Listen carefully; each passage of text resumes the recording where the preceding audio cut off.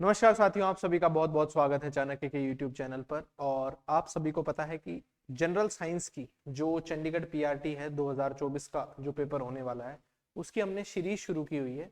और इसके अंदर जितने भी एग्जाम पॉइंट ऑफ व्यू से मोस्ट इंपॉर्टेंट क्वेश्चंस होते हैं, उनको हम वन बाय वन कवर करते हुए चल रहे हैं। हमारी जो आज की वीडियो रहेगी, इसके अंदर हम जो क्वेश्चंस कवर करने जा रहे हैं वो पहले एग्जाम्स में पूछे हुए क्वेश्चंस हैं। इनके अंदर हमने सिर्फ उन्हीं क्वेश्चंस को कवर किया है जो पहले एग्जाम्स में जो मोस्ट इंपोर्टेंट एग्जाम होते हैं, जैसे कि एसएससी वगैरह, DSSB, टीजीटी, पीजीटी के जो एग्जाम होते हैं, उनके अंदर जनरल साइंस का पोर्शन जहां पे भी आता है, वहां से उठाए हुए जो मोस्ट इंपोर्टेंट और मोस्ट रिपीटेड टाइप के क्वेश्चंस हैं, उनको हमने इस वीडियो के अंदर कवर किया। इसी के साथ आज की जो हमारी वीडियो रहेगी, इसके अंदर मैं आपको जो क्वेश्चन होगा उसके आंसर तो बताऊंगा ही बताऊंगा, इसी के साथ साथ उसके पीछे की जो बैकग्राउंड इन्फॉर्मेशन होगी उसको भी हम साथ साथ देखते हुए चलेंगे। अब इसके अंदर आप सभी को क्या करना है कि जो क्वेश्चन है उनको तो देखते हुए चलना ही है, जो उसके नोट्स होंगे वो भी बना लेने साथ साथ में, ताकि आप जो उसके पीछे की बैकग्राउंड इन्फॉर्मेशन है, जो बेसिक नॉलेज है, उसको भी साथ साथ समझते हुए चल सके। इसी के साथ आज की जो वीडियो है उसे हम शुरू करते हैं। इसका जो आपका सबसे पहला क्वेश्चन है वो है, which of the following combination measures quantity and a unit is not a correct match। यानी कि मात्रा और इकाई के मापों का निम्नलिखित में से कौन सा संयोजन सही मेल नहीं है। यानी कि टेम्परेचर का केल्विन, प्रेशर का पास्कल, मास का किलोग्राम या फिर वेट का क्यूबिक मीटर। क्या पूछा गया है यहाँ पे? मात्रा और इकाई के मापों में निम्नलिखित में से कौन सा संयोजन सही मेल नहीं है। सही मेल नहीं है। देखो, सबसे पहला टेम्परेचर। टेम्परेचर को हम क्या बोलते हैं? इसको बोलते हैं तापमान। इसकी जो यूनिट होती है वो बिल्कुल सही दे रखी है और वो होती है केल्विन। अब केल्विन से मेरे को याद आया कि एक क्वेश्चन पेपर के अंदर आया हुआ था और वो था केल्विन से सेल्सियस में बदलने का, कि केल्विन को सेल्सियस में हम कैसे बदल सकते हैं। तो आपको ये बात ध्यान रखनी है कि जो केल्विन से सेल्सियस स्केल होता है, इसके अंदर आपको क्या करना होता है, जितना भी आपको केल्विन दे रखा हो, जैसे मान लो कि आपको दे रखा है 1 डिग्री सेल्सियस कितने केल्विन के बराबर होगा, तो इसका आंसर क्या होता है? इसके अंदर आपको कुछ नहीं करना है। केल्विन जो होता है ये जितनी भी डिग्री हो, उसमें आपको जितनी भी डिग्री सेल्सियस दे रखा है उसके अंदर आपको 273.15 जो है केल्विन, उसको ऐड करना है। क्यों? क्योंकि जो 0 डिग्री सेल्सियस होती है ये आपका 273.15 केल्विन जो होता है इसी के बराबर होता है। ठीक है, तो यदि आपके सामने ये प्रश्न आ जाए तो आपको ऐसे करना है। इसी के साथ साथ आप सभी को बता दूं, कोई भी क्वेश्चन नॉर्मल कन्वर्जन का आएगा, जैसे मैंने आपको क्या दे दिया, मैंने आपको यहाँ पे दे दिया 100 डिग्री सेल्सियस को बदल के दिखाओ किसमें? केल्विन के अंदर। तो सीधा इसके अंदर कुछ नहीं करना, आपको उठा के क्या लिख देना, आपको उठा के लिख देना है 100 के अंदर 100 डिग्री सेल्सियस दे रखा है 273.15, इसके अंदर आपको क्या करना है? 100 को ऐड कर देना। 100 को जैसे ऐड करोगे आपके सामने क्या आएगा? 373.15 आ जाएगा, और ये कितने के बराबर होगा? 373.15 केल्विन के बराबर। ठीक है, इसी के साथ साथ 0 डिग्री की बात आई है तो मैं एक केल्विन का भी आपको प्रश्न करा दूं। जो केल्विन होता है यही आपकी जो एसआई यूनिट होती है किसकी? टेम्परेचर की, वो मानी जाती है। और इसके अंदर एक जो क्वेश्चन बनता है वो बनता है एब्सोल्यूट जीरो का। किसका? एब्सोल्यूट जीरो, जिसको हम बोलते हैं न्यूनतम तापमान, एब्सोल्यूट जीरो। अब एब्सोल्यूट जीरो का मतलब होता है 0 केल्विन।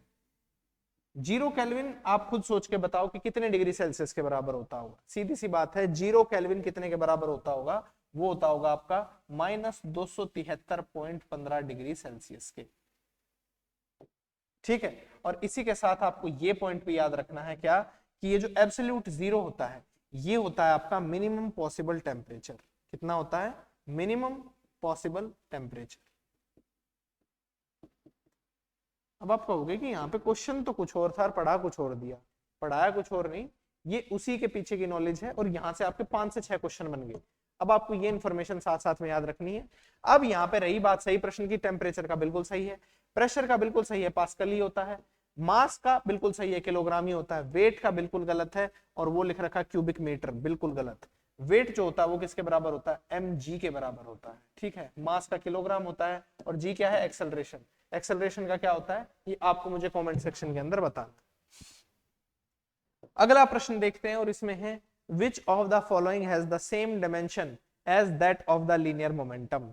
निम्नलिखित में से किसका आयाम रेखिक संवेग के समान है? एनर्जी का, स्ट्रेस का, वर्क का या फिर इंपल्स का। यहाँ पे पूछा है same dimension as that of linear momentum. अब देखो यहाँ पे प्रश्न आया मोमेंटम का। मोमेंटम क्या होता है? मोमेंटम होता है मास इनटू वेलोसिटी। ठीक है भाई। अब मास इनटू वेलोसिटी होता है तो खुद सोच के देखो, मास को हम किससे डिनोट करते हैं? एम से। अब बारी आई वेलोसिटी की। वेलोसिटी क्या होती है? वेलोसिटी होती है डिस्प्लेसमेंट अपॉन टाइम। क्या होती है? Displacement upon time. डिस्प्लेसमेंट की यूनिट क्या मानते हैं हम? डिस्प्लेसमेंट को एल से डिनोट करते हैं, इसको टी से। तो यानी कि एल टी माइनस वन, यानी कि जब पावर ऊपर जाती है तो इसमें आ जाता है। यदि हम एसआई यूनिट की बात करूं तो ये होगी एम से केजी, और इसकी मीटर, और इसकी सेकंड इनवर्स। ये किसकी यूनिट बनी? ये बनी आपकी मोमेंटम की। अब बात करते हैं एनर्जी की। एनर्जी क्या होती है? एनर्जी होती है आपकी, एनर्जी की जो यूनिट होती है वो होती है M L T minus two, जो कि नहीं आंसर होगा इसका। अगली है आपकी स्ट्रेस। स्ट्रेस क्या होती है? स्ट्रेस हमने कल भी ये क्वेश्चन किया था। स्ट्रेस जो होती है वो किसके बराबर होती है? स्ट्रेस आपकी प्रेशर के ही बराबर होती है, जो इसका आंसर नहीं हो सकती। अगला आपका वर्क। वर्क और एनर्जी की दोनों की सेम यूनिट होती है, वो भी इसका आंसर नहीं होगी। अगली आपकी इंपल्स। इंपल्स क्या होती है? Force into time. क्या है? Force into time. अब यहाँ पे आप देखो फोर्स इनटू टाइम क्या होता है? फोर्स होता है एम इंटू ए। फोर्स एम में होता है, और ये है आपका टाइम। यहाँ एम की हमने यहाँ पे एम मान ली। अब यहाँ पे बारी आई किसकी? एक्सेलरेशन की। एक्सेलरेशन क्या होता है आपका? एक्सेलरेशन होता है आपका मीटर सेकंड इनवर्स, यानी कि एल बटे में टी स्क्वायर। ठीक है, इनटू में टी। अब यहाँ पे टी से इसको एक को काटेंगे तो यहाँ पे क्या निकल के आएगा? M L T minus one. ये देखो इसका डायमेंशन और इसका डायमेंशन दोनों का सेम। अब आपको ये बात शायद थोड़ी सी समझ में नहीं आई होगी, तो मैं आपको बता दूं कि ये मैंने आपको बिल्कुल बेसिक से समझाया। सीधा लिखवाने के लिए आपको रटवाया भी जा सकता था कि इंपल्स का ये होता है, सीधा फॉर्मूला उठा के लिख लो, लेकिन सही आंसर इसका क्या होगा? वो होगा आपका इंपल्स। ऑप्शन नंबर डी इसका बिल्कुल सही आंसर। अगला प्रश्न देखते हैं, एसआई यूनिट ऑफ डेंसिटी। घनत्व की एसआई इकाई क्या होगी? KG metre cube, gram centimetre square, KG minus two यानी कि केजी की पावर माइनस टू, और अगला है ग्राम मीटर क्यूब। अब देखो बिल्कुल आसान सा सवाल है। अब मेरी को एक बात बताओ, जो डेंसिटी होती है आपकी, डेंसिटी यानी कि घनत्व, घनत्व का फॉर्मूला क्या होता है? इसका होता है मास अपॉन वॉल्यूम। ठीक है जी। अब मास जो होता है, मास की यूनिट क्या होती है? मास की होती है केजी, और वॉल्यूम की क्या होती है? वॉल्यूम की होती है मीटर क्यूब। ठीक है, यहां पे इनवर्स आएगा, या फिर आप ऐसा लगा लो केजी पर मीटर क्यूब होगा। ठीक है, डेंसिटी होती है मास अपॉन वॉल्यूम, तो सीधी सी बात है आपकी यूनिट क्या होगी? वो होगी KG per metre cube. Density की यहां से इकाई क्या आएगी? केजी पर मीटर क्यूब, और यही इसका बिल्कुल सही आंसर हो, ऑप्शन नंबर। अगला प्रश्न है, which of the following units is used to measure the luminous intensity. दीप्त तीव्रता मापने के लिए निम्नलिखित में से कौन सी इकाई का उपयोग किया जाता है? ए है आपका एम्पियर, अगला है मोल, उससे अगला है कैंडेला, और उससे अगला है केल्विन। बहुत ही आसान है। यदि आपको यूनिट्स के बारे में थोड़ा बहुत भी पता है तो आप इसका बिल्कुल सही आंसर मेरे को बता सकते हो कि इसका सही आंसर क्या हो। अब देखो, which of the following unit is used to measure luminous intensity? Ampere. Ampere होती है ए से डिनोट करते हैं, और ये किसकी यूनिट होती है? होती है करंट की। करंट की यूनिट होती है एम्पियर। सब्सटेंस को नापने की, द अमाउंट ऑफ सब्सटेंस जो होता है, यानी कि पदार्थ कितना है, उसको नापने की जो इकाई होती है वो क्या होती है? वो होती है मोल। अगला है आपका कैंडेला, जो कि बिल्कुल सही आंसर होगा, जिसको सीडी से डिनोट करते हैं, और इसी से ही क्या चीज डिनोट की जाती है? इसी से नापी जाती है ल्यूमिनस इंटेंसिटी। क्या नापी जाती है? Luminous intensity. ल्यूमिनस इंटेंसिटी इसी से नापी जाती है। रही बात केल्विन की, तो आपको याद रखना है केल्विन जो यूनिट होती है वो किसकी होती है? वो होती है आपके टेम्परेचर की।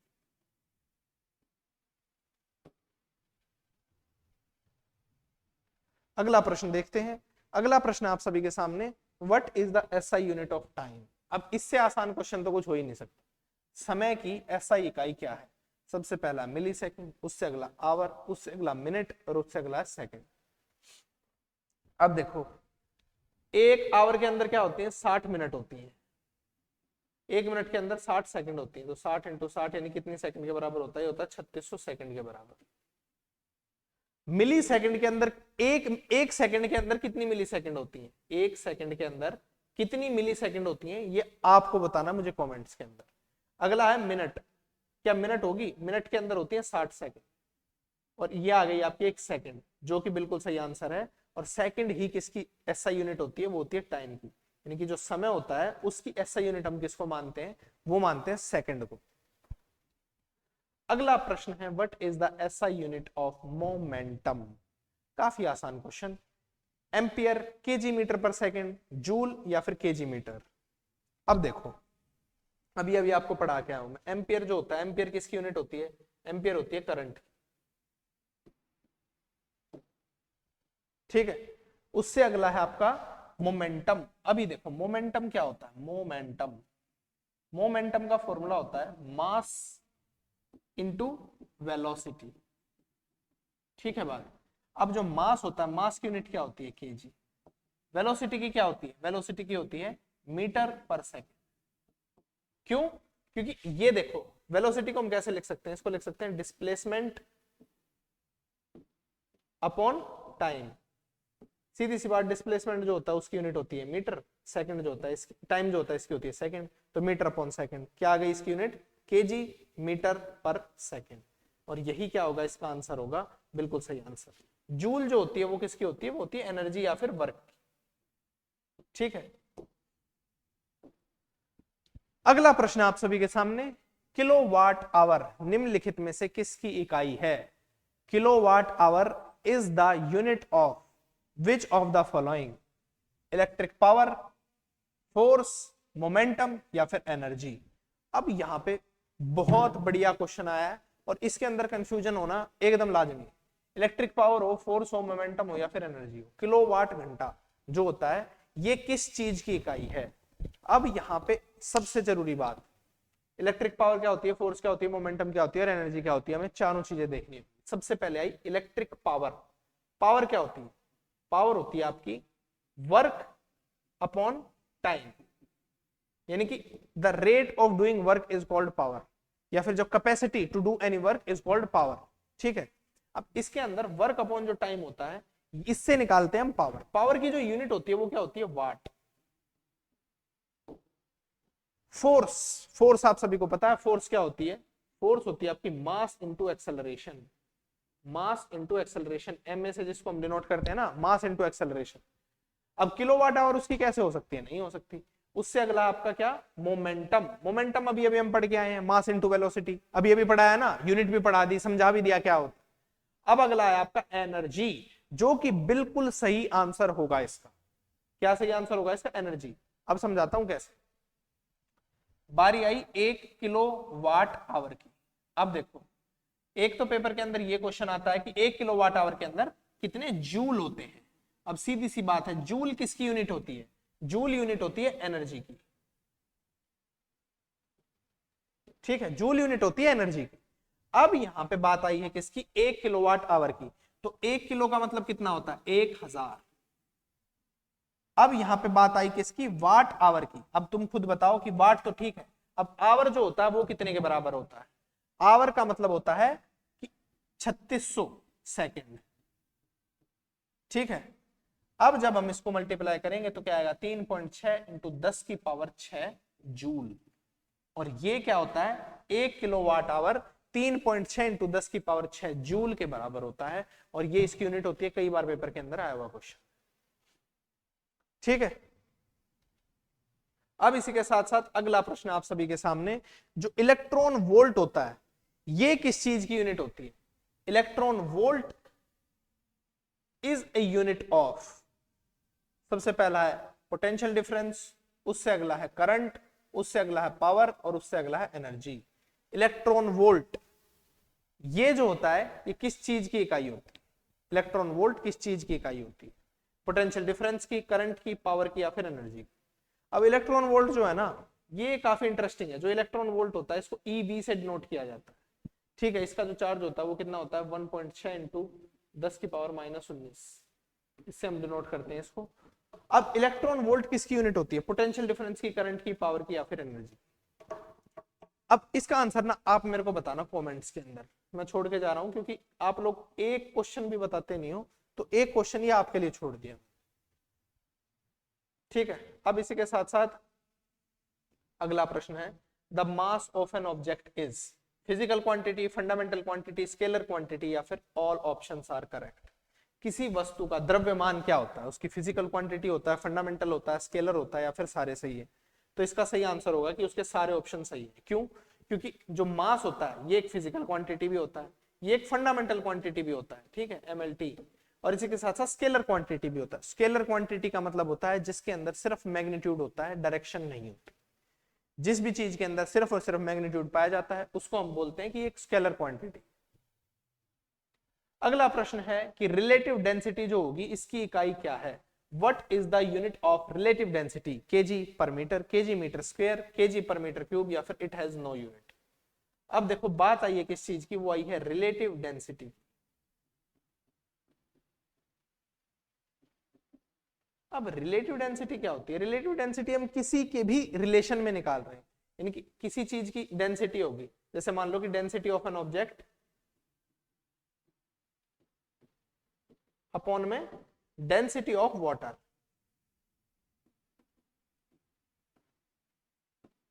ठीक है। अब सीधी सी बात है, जब ऊपर भी एक यूनिट सेम हो नीचे भी यूनिट सेम हो, दोनों की जो यूनिट्स आएंगी वो सेम आएंगी, तो ये आपस में क्या हो जाएंगी, कैंसल आउट हो जाएंगी और इनकी कोई भी यूनिट नहीं आएगी, यानी कि एक यूनिटलेस डायमेंशनलेस क्वांटिटी निकल के आएगी जो होगी आपकी क्या, रिलेटिव डेंसिटी। तो इसीलिए इसकी कोई भी यूनिट नहीं होती। आज का लास्ट प्रश्न है, what is the unit of radioactivity. Radians, becquerel, steradian या फिर केल्विन। रेडियन और स्टेरेडियन ये जो होते हैं इनमें नापा जाता है एंगल्स को, एंगल्स यानी कि जो कोण होता है उसको नापा जाता है। अगली बारी आई किस चीज की, केल्विन की, तो आज इतनी बार पढ़ा दिया कि इसमें नापा जाता है किसको, टेम्परेचर यानी कि तापमान को। अब बात आती है रेडियो धर्मिता यानी कि रेडियो एक्टिविटी, इसकी यूनिट क्या होती है, तो इसकी यूनिट होती है बेकरल। ऑप्शन नंबर बी इसका बिल्कुल सही आंसर होगा। क्यों? क्योंकि जो रेडियो एक्टिविटी थी इसकी खोज एक साइंटिस्ट थे, उनका नाम क्या था, हेनरी बेकरल, उन्होंने की थी, इसीलिए इसका नाम क्या रखा गया, इस यूनिट का नाम रखा गया बेकरल।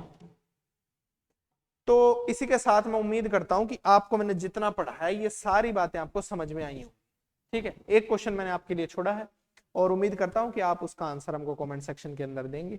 यदि आपका इसके अलावा आज के जो पढ़ाए हुए प्रश्न है इनके अंदर कोई डाउट रहता है तो आप हमसे कमेंट सेक्शन के अंदर उसे पूछ सकते हैं। इसी के साथ आज की जो हमारी वीडियो है इसके अंदर इतना ही। आप सभी का इसको देखने के लिए बहुत बहुत धन्यवाद।